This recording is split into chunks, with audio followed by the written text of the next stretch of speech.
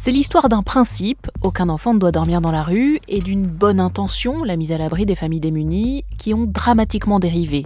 Comme cette femme, ils sont de plus en plus à faire appel au SAMU social de Paris parce qu'ils n'ont nulle part où aller, hébergés gratuitement à l'hôtel, nuit après nuit. L'augmentation du nombre de nuitées, il a été très rapide. En 2010, vous aviez à peu près 15 000 nuitées chaque nuit qui étaient offertes. On s'est retrouvé rapidement, par exemple en 2014, à 35 000.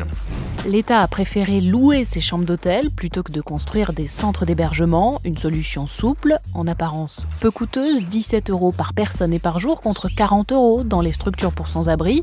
Mais ce système s'est révélé pervers. L'hébergement hôtelier a été et est encore dans une certaine mesure une drogue dure.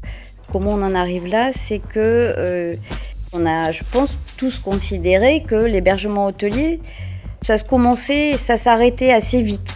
En pratique, non, parce que l'hébergement hôtelier ne durait pas qu'un jour, ni même un mois, ni même 2 mois, il durait une année, voire des années. C'est un cercle vicieux, la vie chaotique de familles ballottées d'un hôtel à un autre empêche celle-ci d'en sortir. Le dispositif devient très coûteux, presque absurde. Une chambre d'hôtel coûte pour 3 personnes à peu près 1 500 € par mois. Bon, avec 1 500 € par mois, même dans le parc privé, même au cœur de Paris, vous trouvez mieux que 13 mètres carrés. Pour sortir de cette spirale infernale, un plan a été lancé par le gouvernement en mars dernier. La désintoxication prendra des années.